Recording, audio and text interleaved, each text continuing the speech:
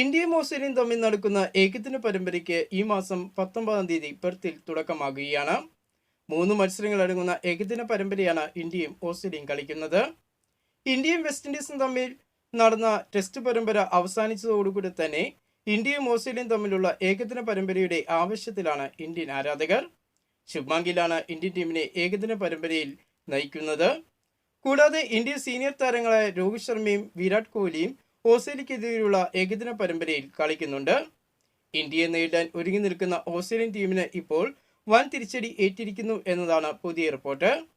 ഓസ്ട്രേലിയയുടെ 2 സൂപ്പർ താരങ്ങൾ ഇന്ത്യക്കെതിരെയുള്ള ഏകദിന മത്സരത്തിൽ കളിക്കില്ല എന്ന റിപ്പോർട്ടാണ് ഇപ്പോൾ പുറത്തു വരുന്നത്.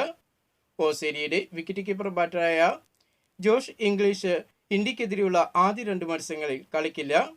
പരിക്കിനെ തുടർന്ന് ആണ് താരത്തിന് 2 മത്സരങ്ങൾ നഷ്ടമാകുന്നത്.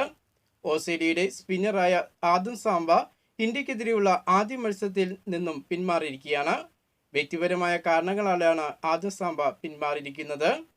എന്നാലും ഓസ്ട്രേലിയൻ ടീമിനെ സംബന്ധിച്ച് ഈ 2 സൂപ്പർ താരങ്ങളുടെ അഭാവം വൻ തിരിച്ചടിയായി മാറിയിരിക്കുകയാണ്.